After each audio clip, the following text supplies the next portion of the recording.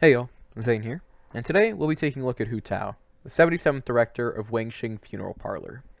Before we dive into her lore, however, I think it would be wise to give some context to her story.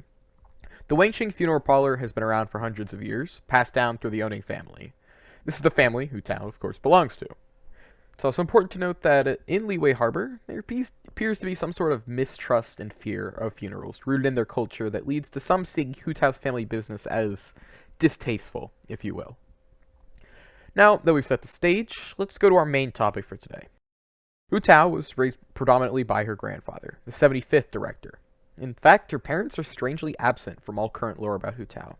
The title of director appears to have been passed directly to her, yet the number jumps from 75th to 77th.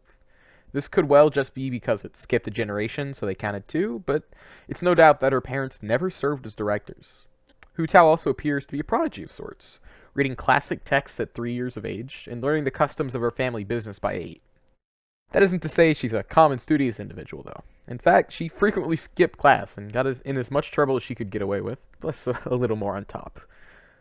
When she reached 13 years of age, though, tragedy struck. Her grandfather fell ill, perishing shortly after. In his will, he left his funeral service to Hu Tao. People were terrified of what stunt she might pull at his funeral, but it's here we get a glimpse of the other side of Hu Tao. She handled his funeral with the utmost respect, handling everything herself perfectly. As she would put it, no matter where, no matter when, no matter what the reason, one should never poke fun at death. Only once you know and respect death can you truly understand the value of life. After the funeral ended, Hu Tao took a bag filled with food and water and set out at night to a location only known to the funeral parlor, known as the Border. It is said that one that ventures to the border can find the spirits of relatives and spirits who still had business with the mortal world. She traveled for 2 days and nights, hoping for a chance to see her grandfather one last time. She could never find him, though, collapsing from exhaustion as the nearby spirits mocked her efforts. She stayed there for days, her supplies dwindling to nothing before her spirit took pity on her. It was an old woman who Tao didn't recognize. "Go home," she said. "A funeral director would never choose to stay here after death. You're all honest people. None of you would want to linger." Hu Tao considered this for a long time, finally deciding to trust the old lady in her assessment that her grandfather was long gone. He had no regrets or debts left. It wasn't how he lived.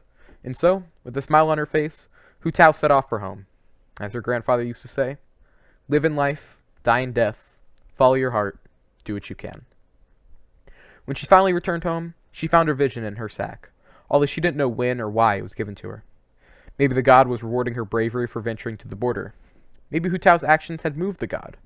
Or maybe it was just the god recognizing her true strength. She didn't know.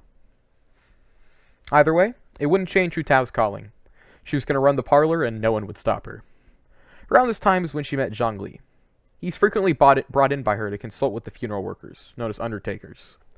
Although she didn't warm up to him immediately, on account of his old-fashioned ways, the pair grew close, to the point of Hu Tao trusting no one over him. This closeness has also led to her suspecting his true nature. Although she isn't entirely sure what he is, she has her doubts he's a human. Now, I feel it important to highlight the fact that, although she may take her career and death very seriously, the mischievous, fun-loving side never went away. In fact, most people know her as nothing more than a free-spirited delinquent, although not even they would deny she's a good director. For example, the Civil Affairs Office has 2 busts of lions outside for decoration. Pretty standard. Hu Tao noticed them one day and took up a habit of petting them when she passed by, naming them Whiskers and Mittens, and people started to notice. On occasion, she'd even bring a bucket of water over to clean them off, with the tenderness of a mother tending to her kids. One day, during such a process, a group of kids were playing with the real cat nearby. Hu Tao decided to flex on these poor kids, showing off the pair and praising them in front of the group. Of course, no one except her believed it, and most onlookers were just extremely confused. After this incident, she was rarely seen around the statues again. The guards, not wanting to have to go back to cleaning the statues themselves again, sought her out to ask why she quit caring for them. Hu Tao looked them in the eyes, donned a massive grin, and informed them that her kittens were all grown up now and could take care of themselves, before running off to meet with the statue of the 7. Now, why don't we get into the Hu Tao and Kiki lore, as it's quite amusing. To make a short story shorter, Hu Tao felt that she would be doing Kiki a service by killing her, and has, on several occasions, tried to cremate her. Her logic is simple.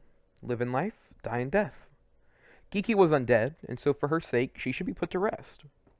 These murders have almost worked on several occasions, and it was not an uncommon sight to see Hu Tao carrying around a confused and panicked Kiki as she dashed through the streets. Now, luckily for Kiki's master Beizu, he's always rescued her in time, although there were some extremely close calls. When these attempts failed, Hu Tao allegedly sent handwritten letters to Kiki apologizing for her failure to burn her alive.